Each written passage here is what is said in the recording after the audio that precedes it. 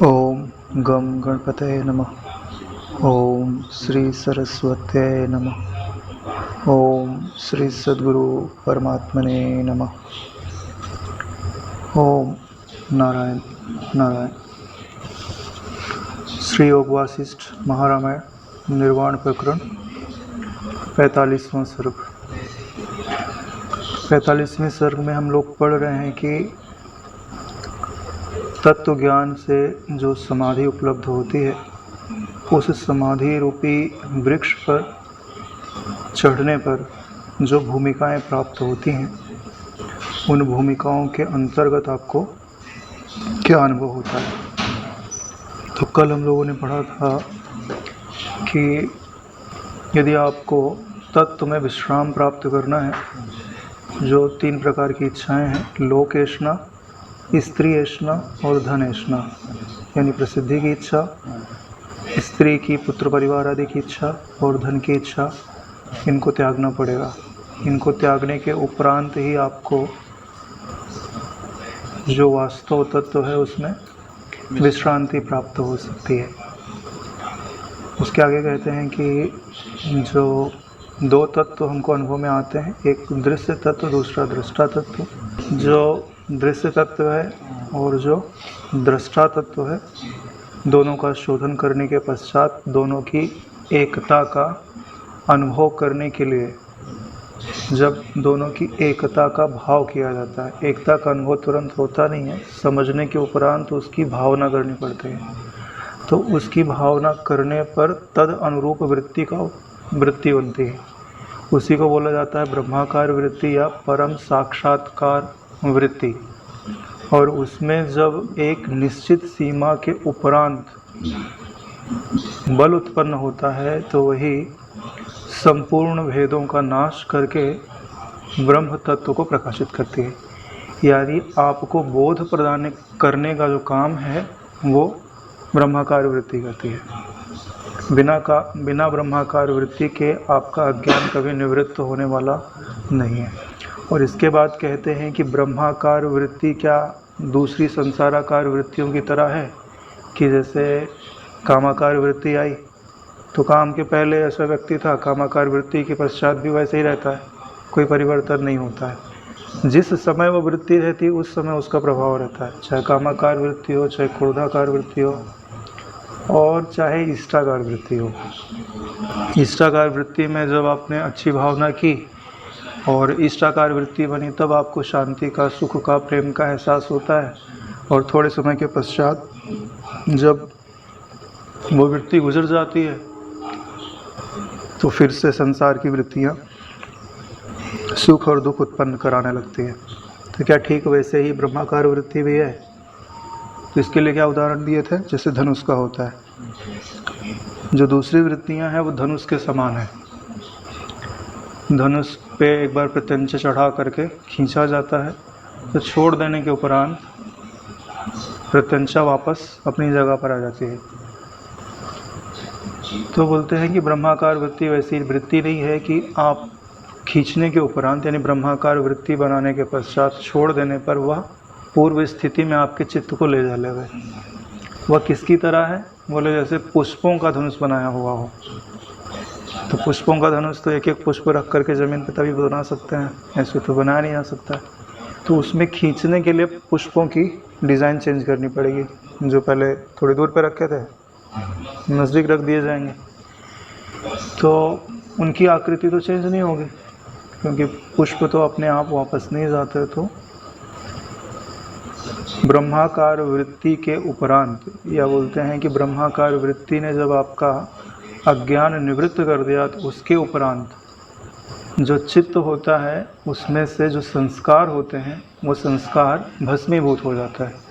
यानी अपने बच्चे पैदा करने वाले नहीं होते हैं, केवल देखने मात्र होते हैं। संस्कारों के बच्चे किसको कहा जाता है?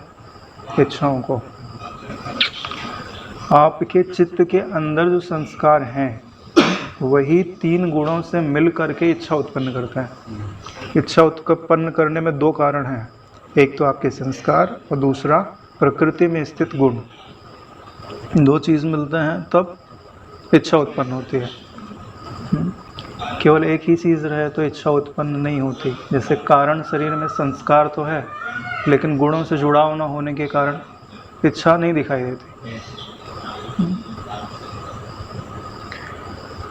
तो ब्रह्मबोध होने के पश्चात जितने भी संस्कार होते हैं वो भस्मीभूत हो जाते हैं। इसलिए बोला जाता है कि जो हमारे 3 शरीर हैं, स्थूल, सूक्ष्म और कारण, जिस क्षण आपको ब्रह्मबोध होता है उसी समय आपका कारण शरीर भस्मीभूत हो जाता है, जल जाता है। कारण जल गया यानी संस्कार जल गया। तो जो आपको बोध होता है वो ब्रह्माकार वृत्ति का चमत्कार है कि जो जीव को ब्रह्म रूप में स्थित करा देती है। तो हम जितने भी साधन करते हैं उनका प्रयास केवल एक ही मात्र होता है। क्या होता है कि यह ब्रह्माकार वृत्ति बने और इतनी प्रबलता से बने कि अज्ञान का निवारण कर सके। और अज्ञान किसको बोलते हैं? भेद अगर आपको दिखाई दे रहा है ना तो समझ लो अज्ञान है। अगर भेद की निवृत्ति हो गई तो समझ लीजिए अज्ञान की निवृत्ति हो गई। क्यों? क्योंकि एको हम बहुश्यामि इस संकल्प के पश्चात ही सृष्टि बनती है और सृष्टि ही दुख रूप है। यानी एको हम बहुश्यामि को उल्टा दो तो क्या हो जाएगा? बहुत से हम एक अस्मि, बहुत से मैं एक हो जाऊं, यह मुक्त करता है। एक से मैं बहुत हो जाऊं, यह आपको बंधन करता है। तो ब्रह्माकार वृत्ति क्या है कि बहुत से मैं एक हो जाऊं, ठीक है। और विषयाकार वृत्ति क्या है? एक से मैं बहुत हो जाऊं। जानने वाला एक है, ठीक है, और वो हजारों वृत्तियां बना बना करके संसार का ग्रहण करता है और संसार का त्याग करता है। तो इसके बाद उन्होंने कहा था कि जैसे लकड़ी है और पत्थर है, उसमें जो अप्रकट मूर्तियां हैं, मूर्तिकार के मन में ही स्थित हैं। यानी कोई मूर्तिकार आया तो देखा हो तो कितनी मूर्तियां बनेंगी इसमें, तो वह मूर्तियां ना उस लकड़ी में बनी ना उस पत्थर में बनी। बनी कहाँ? मूर्तिकार के मन में बनी, ठीक है। ऐसे ही जो ये आपको सामने अलमारी दिख रही है, ये कहाँ बनी है? ब्रह्म में बनी है क्या? नहीं, आपके चित्त में बनी। ब्रह्म में इनका कोई निर्माण नहीं हुआ, किसी भी चीज़ का निर्माण नहीं हुआ, न पृथ्वी का, न जल का, न तेज का, न वायु का, न अग्नि का, न देवता का, न मनुष्य का, न यक्ष का, न गंधर्व का, किसी का नहीं बना है। ये सब कहाँ बने हैं? चित्त में बने हैं। जैसे अभी अगर ये दृष्टांत भली भांति चित्त में स्थित हो जाए ना तो इस जगत की जो सत्यता है वो बहुत ढीली हो जाती है। हमको समय कहाँ लगता है? तत्वबोध में। तत्वबोध में समय लगता है कि जो देश काल परिस्थितियाँ संसार दिखाई देता है, इनके मिथ्यात्व का जो निश्चय है चित्त के अंदर, इसको दृढ़ करने में ही समय लगता है। तत्वबोध में समय नहीं लगता है। ये इतने सच्चे हैं क्योंकि 84 लाख योनियों यानी कि 2 करोड़ साल गुजरते गुजरते आपने केवल क्या समझा है कि जो आँख से दिखता है वही सत्य है, जो कान से सुनाई देता है वही सत्य है। जो स्वप्न आता है इसीलिए तो आता है। समय किस में लगता है? पहली बात तो मिथ्यात्व समझने में, फिर मिथ्यात्व को दृढ़ करने में। जो मिथ्यात्व दृढ़ हो जाता है तो वैराग्य स्वाभाविक हो जाता है। कोई जैसे साइंस फिक्शन मूवीज़ होती हैं तो उसमें जो दिखाया जाता है, सामने वाला वैसा गैजेट्स की इच्छा तो नहीं करता ना, क्योंकि वो फिक्शनल है, खाली दिखने मात्र दिखाया गया है। और जो दिखाते नहीं है, जैसे स्पाइडरमैन वगैरह का नहीं दिखाते हैं, ऐसा पॉसिबल ही नहीं है, तो उसकी इच्छा नहीं हो सकती। तो जो ये संसार आपको दिखाता है ठीक वैसे ही एक फिक्शनल चीज़ है, काल्पनिक चीज़ है। जब ये अपने बुद्धि को भली भांति यकीन हो जाए तो वो इन चीज़ों की इच्छा नहीं करती। अरे भाई, इच्छा उसकी की जाए जो रहे। जैसे मुट्ठी के अंदर बालू रख दी जाए तो कितनी देर रहती है, गिर जाती है।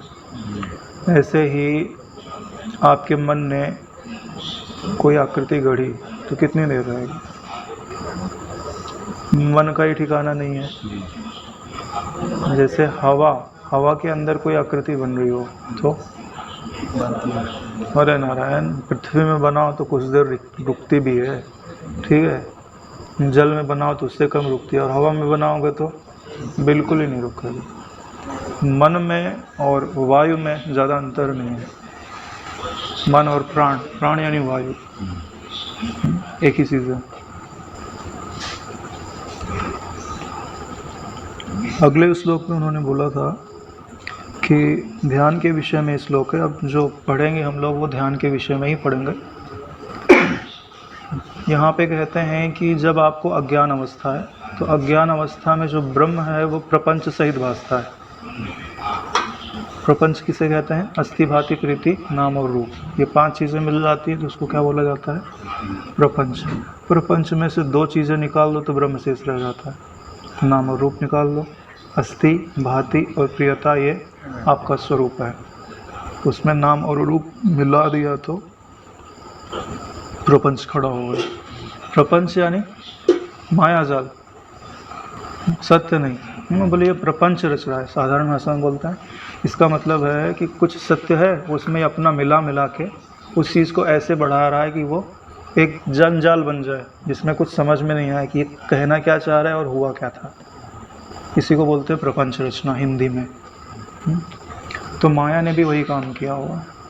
ब्रह्म था सत्य, उसके ऊपर कुछ मिलाया अपना और मिला करके एक जंजाल खड़ा कर दिया, जिसमें जो बिना गुरु के मार्गदर्शन के कोई जाए तो ठीक है, यहाँ से जाएगा घूम फिर के फिर वहीं आ जाएगा। भूल भुलैया है, नो वे टू एग्जिट। कितना भी प्रयास करे, यहाँ से गया स्वर्ग में सोचा कि मुक्ति हो गई, नहीं, वहाँ से घूम करके फिर से मृत्युलोक। यहाँ से गया पाताल, घूम करके फिर यहाँ से गया ब्रह्मलोक, घूम करके फिर इधर ही। जितने भी रास्ते बना रहा है ना वो सब घूम के यहीं लेके जितने भी लोक है वो पुनरावर्ती है, पुनरावर्तन करा रहा है। तो बोलते हैं अज्ञान अवस्था में जो प्रपंच सहित ब्रह्म भासता है उसमें ब्रह्म का ज्ञान तो होता नहीं है। तो अगर ज्ञान नहीं है ब्रह्म का तो ब्रह्म का आप ध्यान नहीं कर सकते, ठीक है। और अगर आपको बोध हो गया तो ब्रह्म के ध्यान की आवश्यकता ही नहीं रही। अरे भाई ध्यान आप किसका करते हो? जो नहीं है। अरे भाई सामने संतु भाई बैठे, ध्यान करने की ज़रूरत है क्या? देख लो, मिल लो। हाँ, अरे भाई आपको मिठास चाहिए तो मिठास का ध्यान करने की ज़रूरत नहीं है, उठाओ, आपके पास मिठास है, रख लो जीभ पे, अनुभव होने लगेगा। तो जो अनुभव स्वरूप होता है उसके ध्यान की आवश्यकता नहीं होती। ध्यान की आवश्यकता किसकी होती है? अरे जो नहीं है उसको उपस्थित करना होता है तो ध्यान की आवश्यकता होती है। जो है उसकी ध्यान की ज़रूरत नहीं पड़ती। सीधा सा गणित है। तो जब आप तत्व को उपलब्ध हो जाते हैं तब आपको ब्रह्म के ध्यान करने की आवश्यकता नहीं होती है। जैसे कोई पुरुष सोया हुआ हो तो उसे यह बोलने की ज़रूरत नहीं है कि मैं सोया हुआ हूँ। इस श्लोक को फिर से पढ़ देता हूँ। इस तरह यह निश्चित है कि बोध होने के पहले यानी अज्ञान दशा में प्रपंच सहित ब्रह्म में निष्प्रपंच ब्रह्म स्वभाव का अज्ञान होने से, निष्प्रपंच ब्रह्म स्वभाव का अज्ञान होने से उसका ध्यान नहीं किया जा सकता। क्योंकि ध्यान किसका करोगे? जिसके बारे में बताया जाएगा कि भाई ये देवता ऐसे 4 हाथ हैं और चक्र धारण करते हैं, गदा पद्म धारण करते हैं, नीले वर्ण के हैं, ऐसे रूप का वर्णन किया जाता है तो विष्णु भगवान का ध्यान करते हैं। कुछ बताओगे तब तो वैसी आकृति बनाएगा, कुछ बताओगे नहीं तो क्या काय का ध्यान करेगा। तो जो निष्प्रपंच ब्रह्म है उसका अज्ञान होने से अज्ञान दशा में उसका ध्यान नहीं किया जा सकता। और ब्रह्म का साक्षात्कार होने पर तो स्वयं ब्रह्म स्वरूप होकर तत्वज्ञानी पुरुष उस ब्रह्म में ही अवस्थित रहता है, तब भला उसका ध्यान कैसे करे? उसी में अवस्थित रहता है। अरे नारायण, आप पानी के अंदर कूद जाओ, वो पानी का ध्यान करने की जरूरत है? हर पल अनुभव हो रहा है तुमको कि तुम पानी में हो।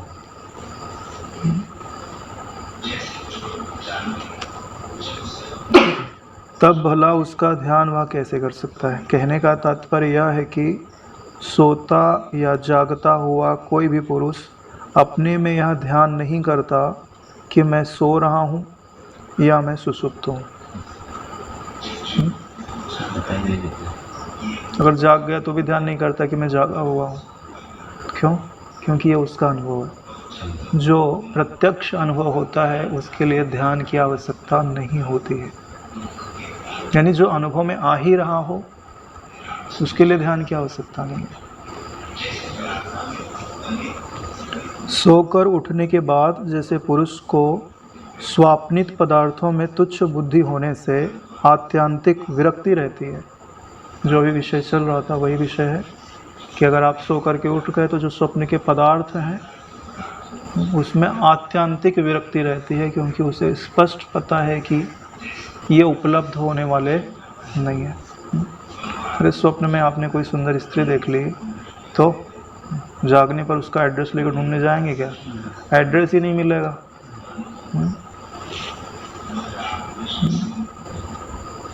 वैसे ही तत्वज्ञानी पुरुष इन सांसारिक प्रपंचों में आत्यांतिक विरक्ति कर सकता है। इस आशय से कहता है। अरे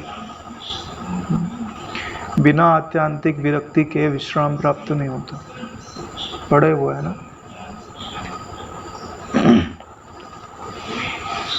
दो चीज़ें, दो कदमों से इस तत्व समाधि रूपी वृक्ष पर चढ़ा जाता है। पहला है अध्यावसाय। अध्यावसाय किसे कहते हैं?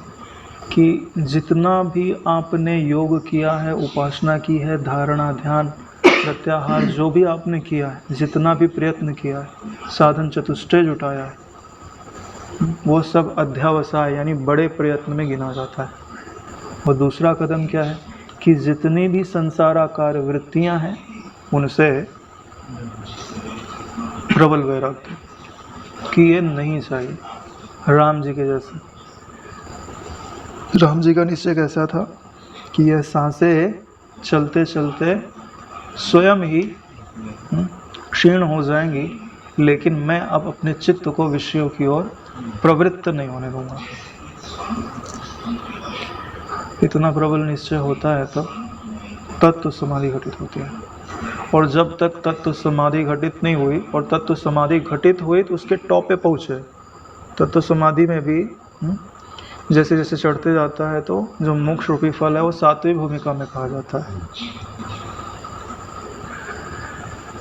देखिए, जब तत्वबोध होता है तब आप सातवीं भूमिका को ही टच करते हो। क्यों? क्योंकि पूर्णावस्था वही है, सातवीं भूमिका तुरीयातीत। जो बोला जाता है कि जो ज्ञानी है उस चौथी भूमिका में ज्ञान हो जाता है, वो इस हिसाब से कहा जाता है कि उनकी मध्यावस्था 7 तो है, तो मध्यावस्था किस में आएगी? चौथी में आएगी। यानी 50% से आगे निकल गया। जब 50% से आगे निकल गया तो ज्ञान का पलड़ा भारी हो गया। लेकिन पूर्णता का अनुभव कहाँ होता है? सातवीं भूमिका में। जिस समय आपको बोध होगा उस समय आप सातवीं भूमिका में रहोगे।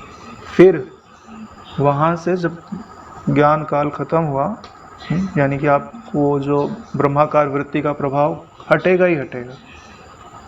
ऐसा नहीं है कि सदैव वो जो आपको अज्ञान निवर्तक ब्रह्माकार वृत्ति है वो सदा बनी रहेगी। नहीं, वो वृत्ति है, वो आई है अज्ञान को मिटाने के लिए। अज्ञान को मिटा करके वो जाएगी।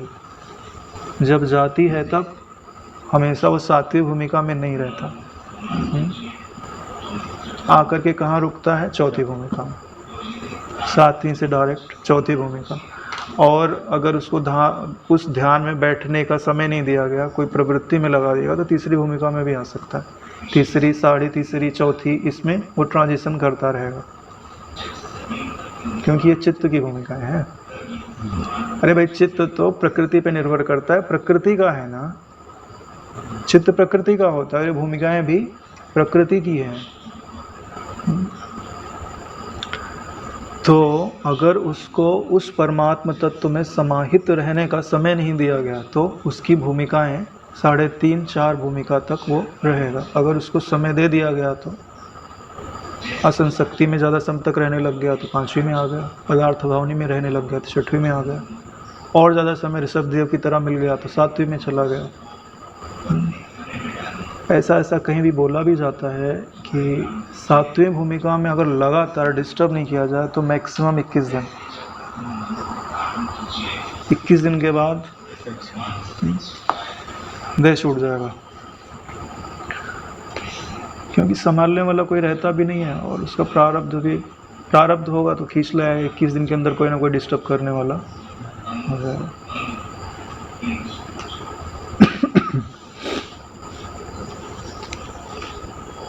36वें श्लोक में कहते हैं, दृश्य पदार्थों में जिस पुरुष की आत्यांतिक विरक्ति देखी जाती है वही तत्वज्ञानी है।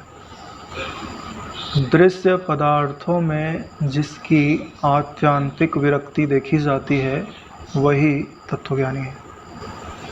अपने मन में जो सरल वाक्य हैं उनको दोहरा लेना चाहिए। मनन इसी को बोलते हैं। जितनी ज़्यादा बार दोहराएंगे उतना प्रभाव उसका बढ़ता जाएगा। ज्ञान सीखने की यही परिपाटी होती है। जो बड़े बड़े हैं ना दोहरा सके तो जो सरल लगते हों, जैसे सरल है, क्या सरल है कि जिस पुरुष को ये जो संसार है, संसार की चीज़ें हैं, उसमें आत्यांतिक विरक्ति हो तो उसी को तत्वज्ञानी बोलते हैं। क्योंकि दृश्य प्रपंच के त्याग में अज्ञानी समर्थ नहीं होता। दृश्य प्रपंच के त्याग में अज्ञानी समर्थ नहीं होता। क्यों नहीं होता? अज्ञानी चाहे तो क्या क्या छोड़ सकता है, बताओ?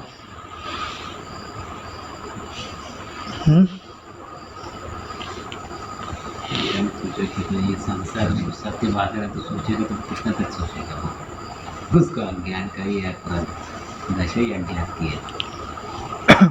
चलो साधारण तरीके से विचार करना प्रारंभ करते हैं। तो जिसको बोध नहीं है वो देह को ही अपना मैं बोलता है ना, यानी स्थूल सूक्ष्म और कारण, ठीक है ना? तो इसी शरीर को छोड़ करके बाकी सब चीज़ें छोड़ सकता है, क्योंकि इसको तो मैं मानता है ना। यानी सब से वैराग्य कर लेगा लेकिन देह से वैराग्य कम। चलो और एक घड़ी अंदर चला गया, चलो अपने स्थूल देह से भाई वैराग्य कर ले गए, तो सूक्ष्म देह में रुक जाएगा। अरे बहुत सारे लोग अपने देह को तपाते रहते हैं, कष्ट सहते रहते हैं, हाथ ऊपर करके तपस्या कर रहे हैं, कोई पानी में खड़े होकर कर रहे हैं, कोई पंचाग्नि जला के कर रहे हैं। हाँ, तो स्थूल शरीर को कष्ट दे रहे हैं ना, ठीक है ना? तो उन्होंने विरक्ति कहाँ पे डाल दी? स्थूल शरीर में डाल दी। तो क्या आत्यांतिक विरक्ति हो गई?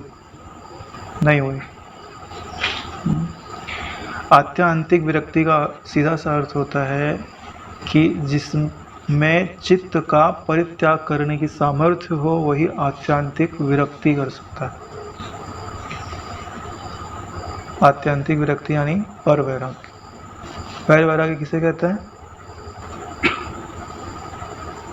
उस दिन आए थे ना वैराग्य वाले दिन, पर वैराग्य किसे कहते हैं? चित्त से वैराग्य हो जाता है। तीनों गुणों से जो वितृष्णा उत्पन्न हो जाती है उसे पर वैराग्य बोला जाता है। अपने ही चित्त से नहीं, सबके चित्त से, ईश्वर के भी चित्त से। भाई तुम्हारे चित्त के अंदर दुनिया भर के संस्कार थे और तुमको दुख देते थे, तुमने बोला कि हम इसको छोड़ देते हैं, ठीक है? अभी तुमको जो है बुलाया गया, चलो भाई तुमको हम बैकुंठ ले चलते हैं। सब तुम्हारे मन में अच्छा अच्छा डाल दिया गया चित्त में। अब तुम बोले हमको बढ़िया लग रहा है, हमको यहीं रहने दो। न ज्ञान में नहीं चलेगा, पैर वैराग्य में नहीं चलेगा। क्यों? तीनों गुणों में से कोई भी गुण स्वीकार नहीं है। रजोतमो गुण था तो ये धरती लोक भासता था, यहाँ के सुख दुख भासते थे। अब सतोगुण में उठा के किसी लोकांतर में लेके गए, सतोगुण में दुख नहीं होता है। सतोगुण में अगर स्थूल शरीर आपका ले लिया जावे तो आपको दुख की अनुभूति नहीं होती, शांति की, शीतलता की अनुभूति होती है। स्थूल शरीर के अभाव की बात करें, स्थूल शरीर है तो तीन गुणों से वेष्टित है। कितना भी सत्व का संपादन कर लो, इस मनुष्य शरीर में रजो और तमोगुण रहेंगे ही रहेंगे। क्यों? नींद चाहिए कि नहीं चाहिए तुमको? भूख प्यास चाहिए कि नहीं चाहिए? बोलना चालना चाहिए कि नहीं चाहिए? नींद है तमोगुण। सांसारिक जो आप क्रियाएं लेना देना, हंसना बोलना करते हो, रजोगुण। जो ध्यान करते हो, समाधिस्थ रहते हो, इष्टाकार या ब्रह्माकार वृत्ति में रहते हो, सतोगुण।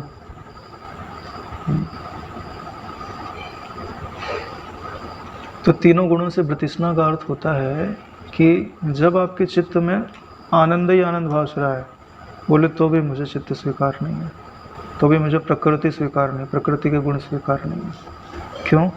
पहले तुमने मुझे यहीं पे दुख दिया था, जिस स्थान पे तुम मेरे को सुख दे रहे हो ना, तुमने मुझे यहीं पे दुख दिया था, मैं तुम्हारे ऊपर भरोसा कैसे करूं? आज तुमने हमको सुख दे रहे हो, कल को फिर पलट जाओगे तो। पर वैराग्य इसी को बोला जाता है, तीनों गुणों से वितृष्णा। उनकी इच्छा नहीं है, उनकी स्वीकृति भी नहीं है। स्वीकृति का अर्थ क्या होता है? मैं या मेरे का संबंध, इसी को स्वीकृति बोलते हैं। ना यह मैं हूँ, ना यह मेरा है, ना ये सत्य है। खत्म कहानी। ना यह मैं हूँ, ना यह मेरे हैं, और ना ये सत्य है। इसी को बोलते हैं पर वैराग्य। जिसको पर वैराग्य होता है वही गुरु तत्व में खड़ा हो सकता है। पर वैराग्य प्राप्त कैसे होता है? तत्व ज्ञान से। इसीलिए जब अष्टावक्र जी से प्रश्न करते हैं ना जनक जी, तो उन्होंने पहले क्या पूछा? मुझे ज्ञान की प्राप्ति कैसे हो? फिर क्या बोलते हैं? ज्ञान क्या? बोले फिर वैराग्य की प्राप्ति कैसे हो? अरे नारायण, तुमको ज्ञान मिल गया, वैराग्य की क्या जरूरत है? ज्ञान के बाद उन्होंने बोला है कि मुझे वैराग्य।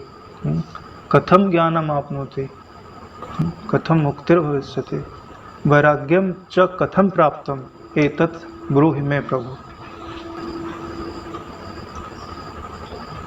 कैसे ज्ञान प्राप्त होता है, कैसे मुक्ति प्राप्त होती है, और कैसे वैराग्य प्राप्त होता है? क्यों? क्योंकि जो वास्तविक वैराग्य है ना, वो ज्ञान के उपरांत ही घटित होता है। पढ़ा ना हम लोगों ने इसमें कि यह जो समाधि रूपी वृक्ष है, पहले विवेक करोगे फिर वैराग्य मिलेगा, और वही वैराग्य जो है समाधि का बीज है, और जब आप उसको बोते हो तो वो फिर से विवेक प्रदान करता है। विवेक से वैराग्य, वैराग्य से फिर विवेक का उदय होता है, और वही विवेक आपको अद्वैत ज्ञान में खड़ा करता है।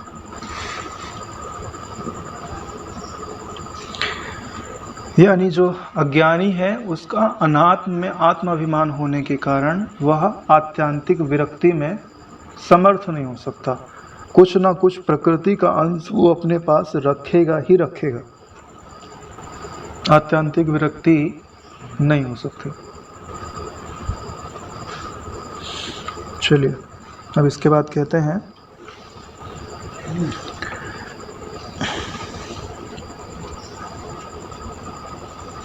अब यहाँ शंका उपजाते हुए कहते हैं, यदि ध्यान नहीं है, आप बोलते हो कि ज्ञान अवस्था में भी ध्यान नहीं है और बोध उपरांत भी ध्यान नहीं है, यदि ध्यान नहीं है तो फिर ध्यान के विषय में ब्रह्म समाधि कैसे?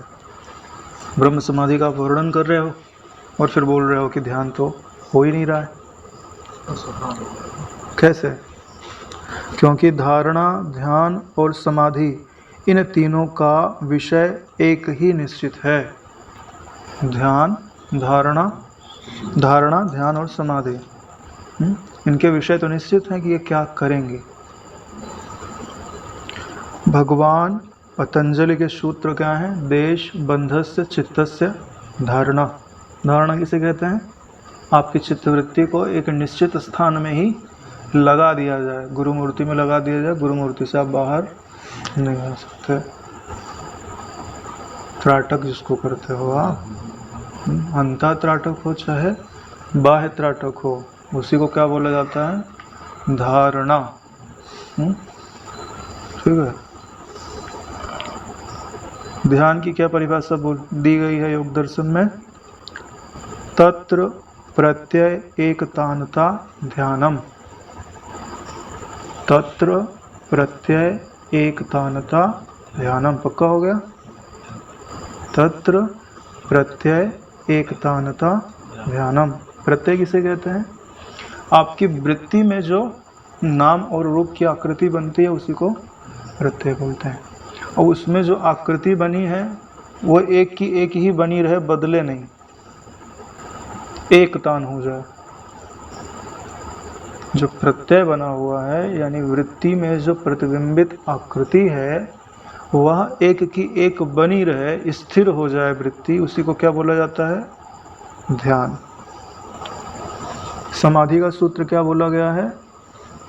तत् एवार्थ मात्र निर्भासम स्वरूप शून्यम इव समाधि। तदेवार्थ मात्र निर्भासम स्वरूप शून्यम इव समाधि। देखिए, जब त्रिपुटी लीन हो जाती है, यानी जब तक आप ध्यान कर रहे हैं तब त्रिपुटी है, ध्यान करने वाला, ध्यान का विषय और ध्यान।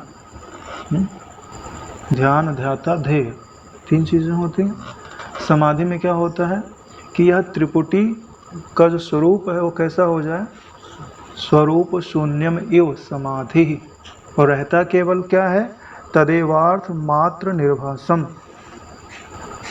यानी ये जिसमें शेष थी केवल उसी का निर्भास है, ज्ञान है, और त्रिपुटी पूरी की पूरी शून्य हो गई है। इसी को योग दर्शन में क्या बोला जाता है? समाधि। और यही की यही डिफिनीशन पूरी की पूरी उठा करके कॉपी पेस्ट है ज्ञान में, तत्व ज्ञान में भी यही बोला जाता है।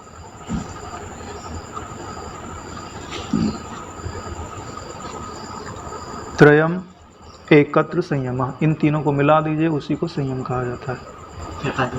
संयम, सम्यक यम। यम किसको बोलते हैं? जो नियंत्रण करता है उसको यम बोला जाता है। इसी से यमराज समाज के नियंत्रक है।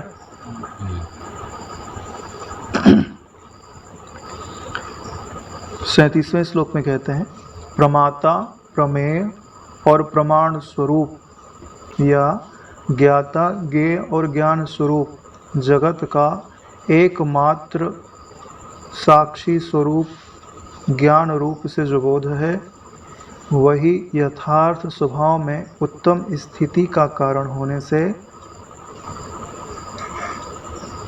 सुष्ठु सम्यक आधानम समाधि। ज्ञान में समाधि का क्या अर्थ लिया जा रहा है? सुष्ठु सम्यक आधानम समाधि, समाधानम। जो समाधान है, सम्यक आधान है, उसको ज्ञान में समाधि बोलते हैं। ऐसा विग्रह करने से समाधान शब्द कहा जाता है। हे रामचंद्र जी, उस तरह के बोध स्वभाव से ही यह सारा प्रपंच शाश्वत होता है। प्रपंच शाश्वत नहीं होता। प्रपंच जो ब्रह्म रूप से है वो शाश्वत होता है। प्रपंच तो ज्ञान से शांत है। प्रपंच अनादि कहा जाता है लेकिन अनंत नहीं कहा जाता। तो यहाँ जो कहा जा रहा है कि प्रपंच शाश्वत है, इसका क्या अर्थ होता है कि बोध स्वभाव से शाश्वत है, नाम रूपात्मक स्वभाव से शाश्वत नहीं है। तो जो हमने यहाँ पे पढ़ा हुआ है इसका क्या अर्थ होता है? प्रमाता, प्रमाण और प्रमेय का अर्थ समझते हैं, है ना? जब केवल ज्ञान की दृष्टि रखी जाती है ग्रहण करने में, तो प्रमाता, प्रमाण और प्रमेय शब्द का उपयोग किया जाता है।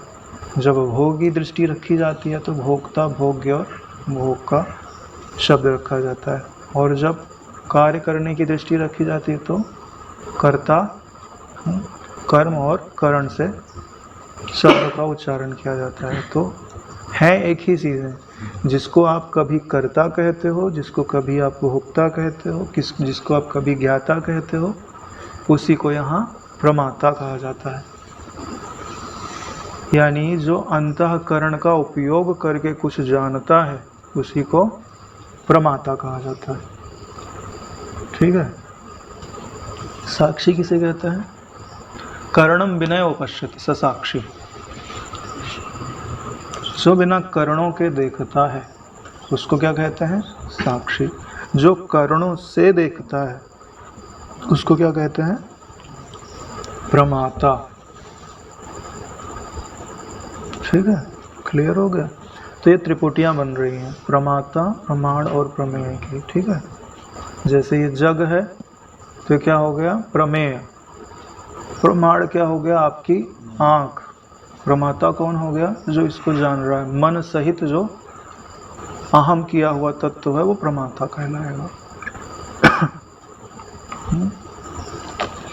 चलो यहीं पे एक बात और बता देते हैं कि यही शब्दों का उपयोग किया जाता है आत्मबोध के भी संबंध में। आत्मबोध के संबंध में प्रमेय किसको बोलते हैं? ब्रह्म आत्म एक के बोध जो है वो प्रमेय कहा जाता है। आपको जानना क्या है? जो ब्रह्म है और जो मैं है दोनों की एकता का ज्ञान। ब्रह्म आत्म एक के बोध को क्या कहा जाता है? प्रमेय। तो बोलते हैं प्रमाण क्या है इसके विषय में? तो वेदांत के महावाक्य जो हैं वो इसके विषय में प्रमाण कहे जाते हैं। और बोले प्रमाता कौन है? बोले प्रमाता कोई नहीं है। क्यों? क्योंकि यहाँ जब ये घटना घटेगी तो कोई बोलने के लिए खड़ा नहीं होगा कि मैंने इसको जाना है। क्यों? क्योंकि उससे भिन्न हो तब तो बोले कि मैंने इसको जाना। जैसे आपने घड़ी को देखा तो बाद में आप बोल सकते हो कि मैंने घड़ी को जाना। ठीक है। तो क्या जैसे घड़ी का अनुभव होता है ठीक वैसे ही ब्रह्म का भी अनुभव होता है? अरे नहीं नारायण, वो इदम आत्मा कोई बोध नहीं है, कोई वृत्ति में आने वाली चीज़ नहीं है।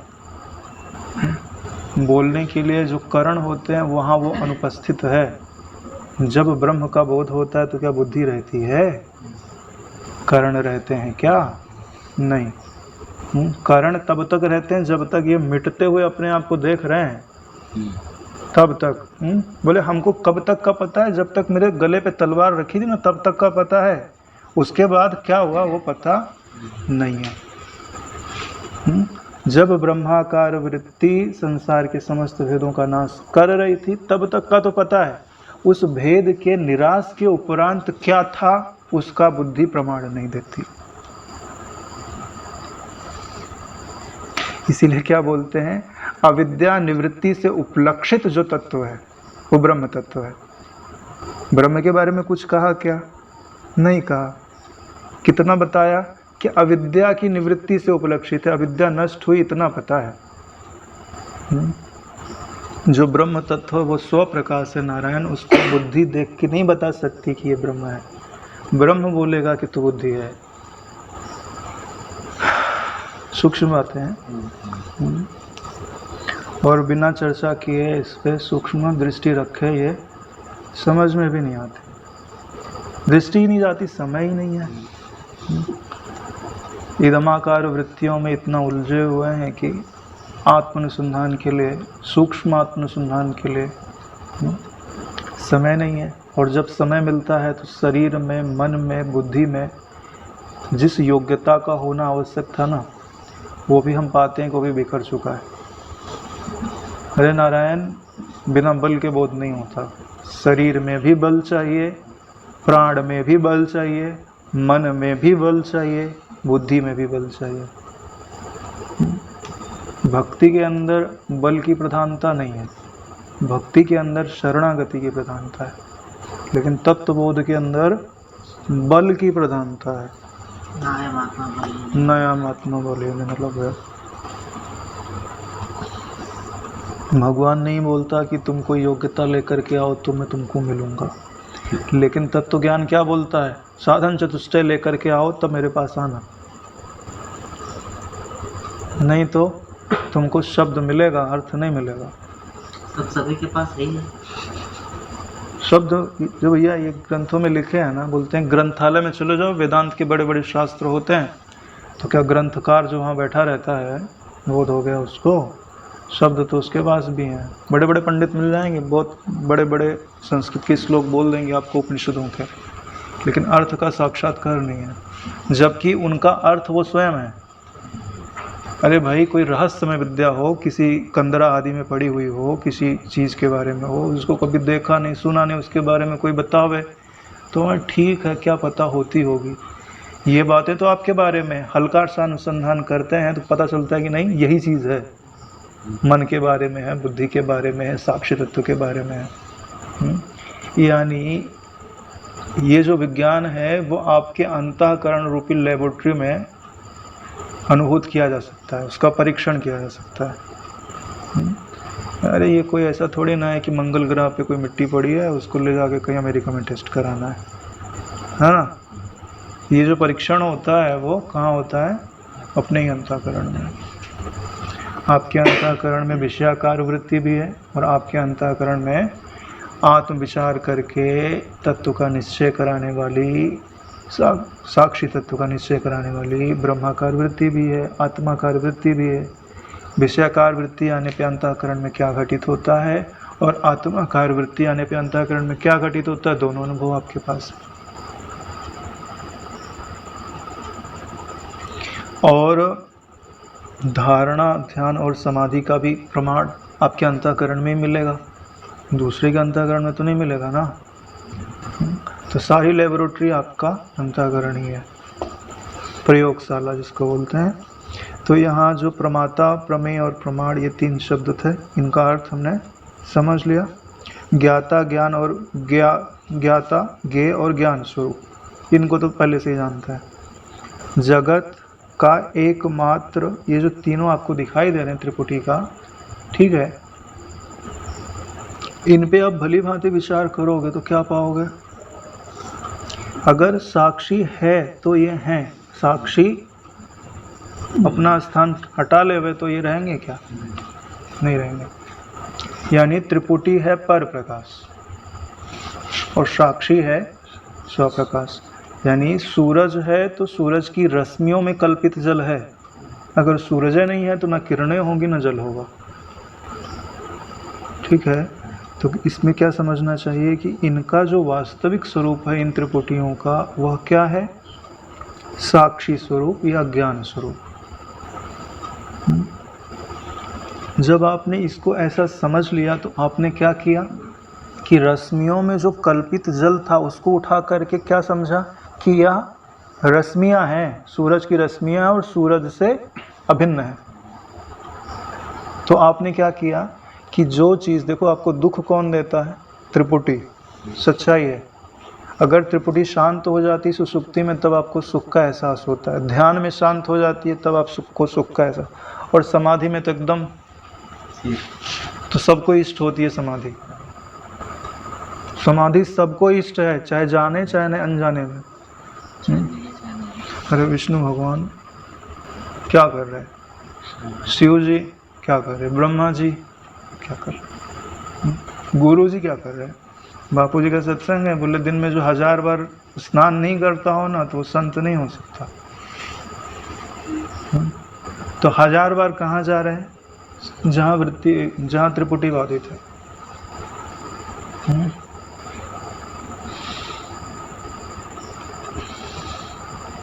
देखो अभी जो हम यहाँ पे समाधि घटित होती है उसी का वर्णन पढ़ रहे हैं। इसके लिए 3 चीज़ें समझना जरूरी है।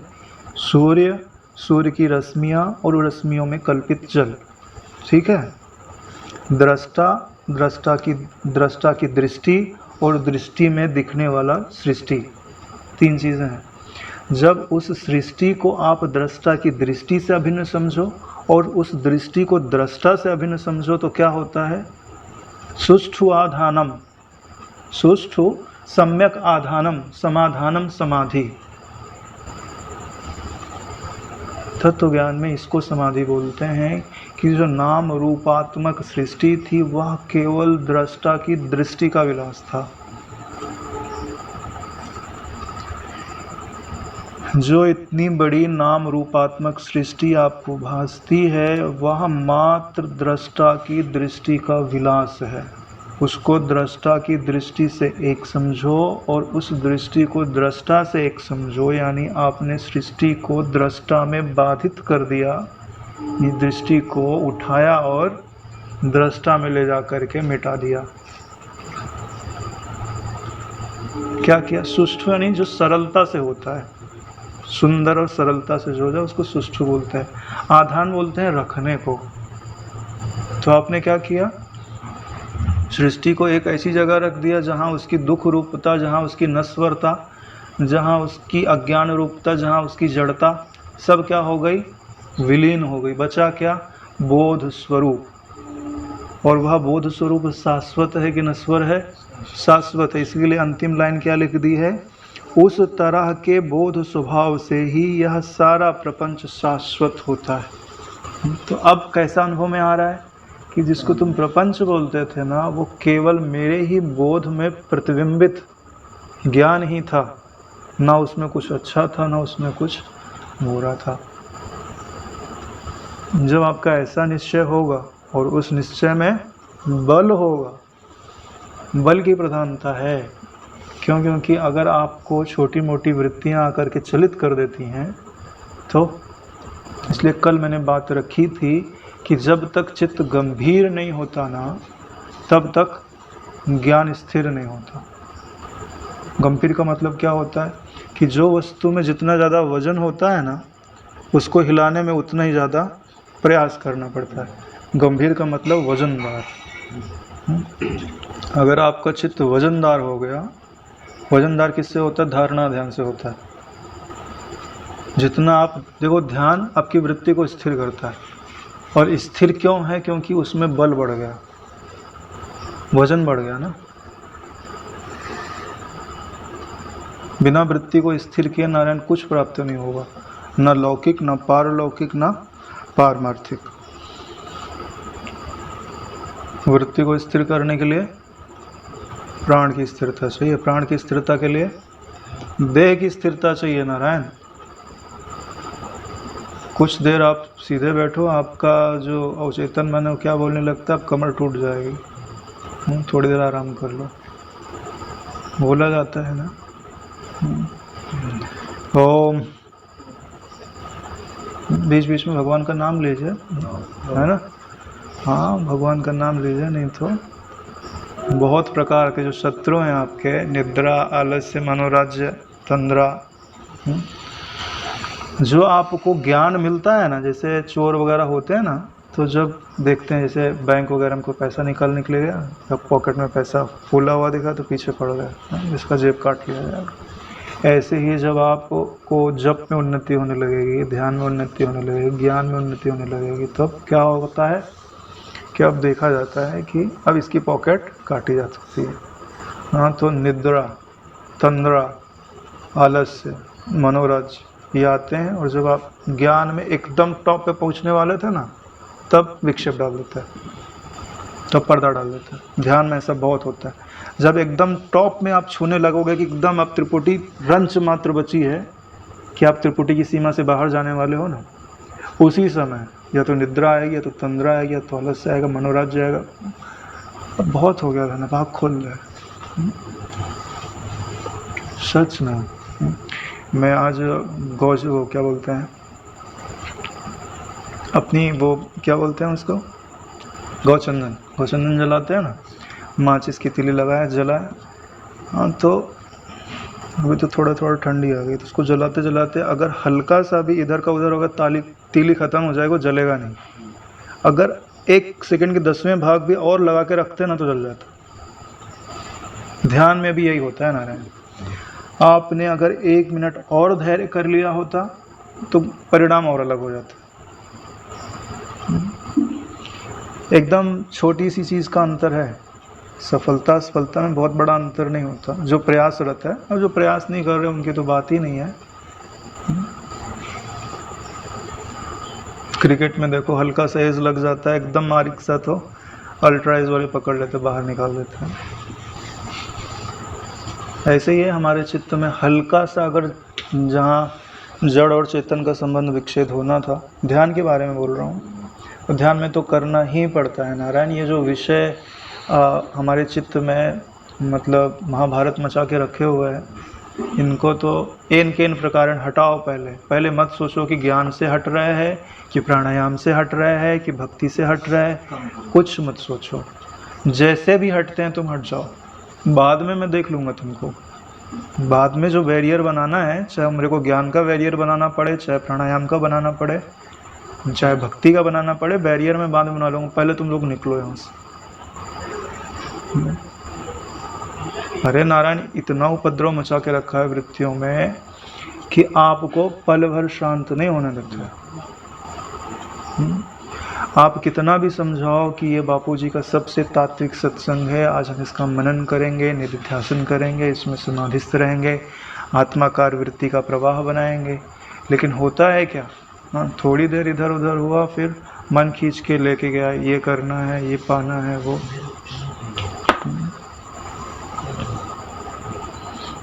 तो ये 37वां श्लोक था। तो आगे कहते हैं, एक दो श्लोक और पढ़ लेते हैं। तो ये श्लोक 37वें श्लोक का अर्थ तो क्लियर हो गया मेरे ख्याल से। एक आध बार अगर आपने पहले पढ़ा होगा तो अच्छे से, और नहीं तो एक बार पढ़ लीजिएगा जाके।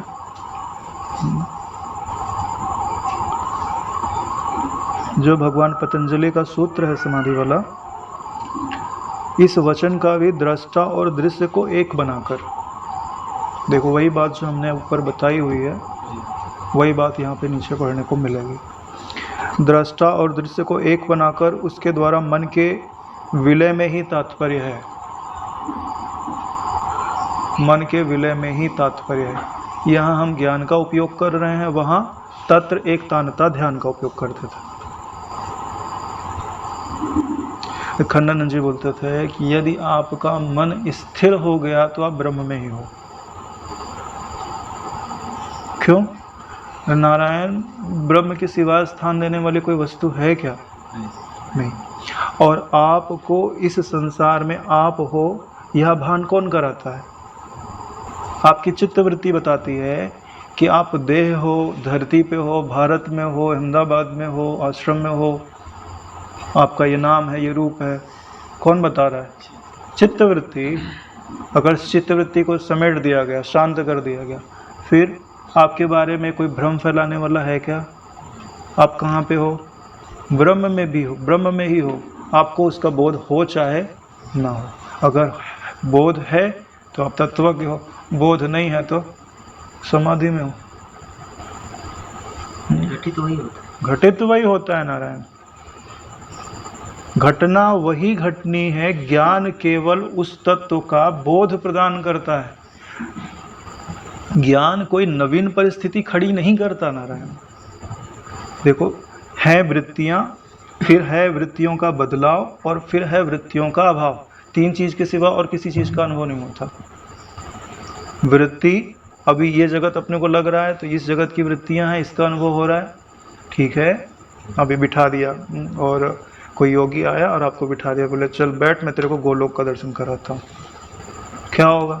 यहाँ की पूरी वृत्तियाँ सिमट जाएंगी, शांत हो जाएंगी, और एक नवीन वृत्ति का उदय होगा।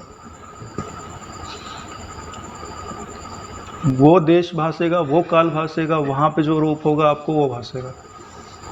यहाँ का तो पूरा खत्म। यहाँ का अनुभव हुआ, फिर वहाँ का अनुभव, स्वप्न के जैसा, ठीक है। और फिर तीसरे में आया एक महात्मा हो रहा है, बोले क्या वृत्ति में खोया रहता है, चल मैं तेरे को समाधि का अनुभव कराता हूँ। हाथ रख दिया सिर के ऊपर, सारी वृत्ति शांत, कुछ भास नहीं रहा है, न देश न काल। 3 दिन तक आप समाधिस्थ रहे। बोले बेटा आँख खोल। आँख खोला, गुरुजी कितना बजा है? बोले 3 दिन हो गए। बोले 3 दिन कैसे होगा, अभी तो बैठा था मैं। क्योंकि समाधि में काल प्रतीत नहीं होता। आपको ऐसा लगेगा चाहे 1000 साल बीत जाए, आपको ऐसा लगेगा अभी एक पल में तो मैं बैठा हूँ, एक पल में आँख खुल गई। अगर आपको समय का बोध होता है तो आप ध्यान में हो। और अगर आपको समय का बोध नहीं होता है तो आप समाधि में हो। आपको ऐसा लगा ना मैंने 1.5 घंटे ध्यान किया, तो आप ध्यान में थे, समाधि में ये नहीं थे। जड़ा उसका नहीं जो कुछ बाहर नहीं तो फिर समझो जैसे लाभ गोली करते हैं तो जो हम पहले जो वही बीच में तो कुछ जो लेके जाओगे वही लेके आओगे, ठीक है। अगर आप यह लेकर के जाओगे कि समाधि मेरी नहीं लगती, समाधि चित्त की लगती है, ठीक है, मैं तो चित्त को जानने वाला प्रकाश मात्र दृष्टा तत्व हूँ, इस निश्चय के साथ अगर आप समाधि लगाओगे, मतलब चित्त की समाधि लगेगी, तो टूटेगी समाधि किसकी? चित्त की टूटेगी। समाधि क्या फायदा मतलब उसमें? हाँ, एक सेकंड। समाधि से सामर्थ्य का संचय होता है। किस चीज़ का संचय होता है? सामर्थ्य का। ऐसे बापूजी ने नहीं बताए थे कि वो महाराज जो 72 घंटे की समाधि लगाते थे, तो फिर चित्तवृत्ति उठी तो उनको पैरालाइज जैसा अनुभव हुआ, तो उन्होंने हाथ फेरा, ठीक हो जाए तो ठीक हो गया, ठीक है। तो समाधि क्या देती है? चित्त में सामर्थ्य देती है। और उस सामर्थ्य का आप उपयोग किस चीज़ में करते हो? ज्ञान को स्थिर करने में कर लो, समाधि तुम्हारे लिए कल्प वृक्ष है। दूसरों को सताने के लिए, वरदान श्राप देने के लिए कर लो, तो तुम्हारे लिए अभिशाप है। रावण ने जो 60,000 वर्ष तपस्या किया, तो 60,000 में उसने किया क्या? समाधि तो लगाई थी। उसके बल पे क्या पाया? सोने की लंका और कल्प भर का आयुष्य, और कोई मार नहीं सकता मनुष्य और वानरों के सिवा। तो समाधि क्या नहीं दे सकती? समाधि आपको ब्रह्मलोक दे सकती है। इसी के आधार पे तो ये ब्रह्मा जी बनता है। मैं विराट हूँ, इस निश्चय के द्वारा जो समाधिस्थ होते हैं वो ब्रह्मा जी बनता है। मैं हिरण्यगर्भ हूँ, इस निश्चय के साथ जो समाधिस्थ होते हैं वो विष्णु भगवान बनता है। मैं प्राज्ञ हूँ, इस निश्चय के साथ जो समाधिस्थ होते हैं वो रुद्र बनता है। और ये तीनों अवस्थाएं मुझ में बाधित हैं। इसके द्वारा जो समाधिस्थ होते हैं वो तत्वज्ञानी होता है। इतना बड़ा पद मिल रहा है, और क्या चाहिए समाधि से आपको? ब्रह्मा हो सकते हो, विष्णु हो सकते हो, रुद्र हो सकते हो, ब्रह्म हो सकते हो। चित्त, हाँ सीधी बात है। चित्त वृत्ति का स्वाभाविक स्वभाव है बाहर की ओर फुरना। अगर आपने इसको जीत करके इसको स्थिर कर दिया तो आप कुछ भी प्राप्त कर सकते हो, स्वयं की सृष्टि बना सकते हो। विश्वामित्र जैसे क्या किया था उन्होंने? समाधि तो लगाई थी, गायत्री मंत्र का उन्होंने उसी समाधि में अनुभव किया था। और कोई क्रिया नहीं है कि जिसमें देह का भान हो, भूल जाओगे, केवल समाधि ही है। अगर क्योंकि देह का भान रहेगा तो देह के कष्टों का भी भान रहेगा, और जब देह के कष्टों का भान रहेगा तो देह के कष्ट आपको विक्षेपित अवश्य करेंगे। यहाँ तो कितने कष्ट उसको दिए जाते हैं लेकिन उसकी समाधि नहीं टूटती। किसी को तो तब बोलते हैं, अगर ध्यान होता रहे तो किसी को अगर सूजा छुपा दो तो वो उठ जाएगा, आँख खुल जाएगी, लेकिन समाधि में है तो नहीं खुलेगी। संकल्प करके रखा है ना उसने कि मेरे को देह का भान नहीं हो, तो देह गिर जाएगा और उसको पशु पक्षी खा जाएंगे तो भी उसको भान नहीं होगा। दोनों तरह के वर्णन अपने योग वशिष्ठ में मिलते हैं। एक में देह बनी रहती है और एक में तो देह को भी लोग खा जाते हैं। लोग मतलब पशु पक्षी जानवर खा जाते हैं, यानी देह नष्ट हो गई, फिर भी उसके चित्त के अंदर जो समाधि लगी हुई है ना वो अक्षुण है, नहीं टूटी नारायण। दोनों प्रमाण मिलता है। शरीर दोबारा बना जाएगा। शरीर दोबारा बना। हाँ, शरीर तो आपका संकल्प मात्र है ना। हमको तो ये जो स्थूलता भासती है ना, ये संकल्प की दृढ़ता के कारण भास रही है। संकल्प अगर आप सूक्ष्मता का कर डालो तो आपका जो स्थूल शरीर है ये सूक्ष्म शरीर के जैसे व्यवहार कर सकता है, यानी ये रूप बदल सकता है। बदल सकता है, बहुत सारे प्रमाण हैं। सिंपल ऐसा है, पंचभौतिक शरीर है, ऊर्जा आपकी बढ़ेगी, पंचभौत जहाँ जाओगे पंचभूत रहेगा, यहाँ रिजॉल्व किया वहाँ जाके प्रकट कर ऊर्जा होनी चाहिए। वैसे तो गुरु जी के मुख से सुना हुआ है कि ये जो शरीर है ना आपका, ये कैसा है? बोले जैसे पानी में भंवर बनता है ना, भंवर का मतलब क्या? जो आकृति दिख रही है क्या वैसी बनी है क्या? नया पानी आ रहा है, पुराना पानी निकल रहा है, अरे मूर्ति बनाते हो तो उसके अंदर वो चीज़ स्थिर है ना, तो क्या आपका शरीर ऐसा स्थिर है क्या? हर श्वास में पंचभूत नए आ रहे हैं, हर श्वास में पंचभूत बाहर निकल रहे हैं, तो आपकी आकृति स्थिर कैसे है? कोई स्थिर नहीं है, भंवर के जैसी है।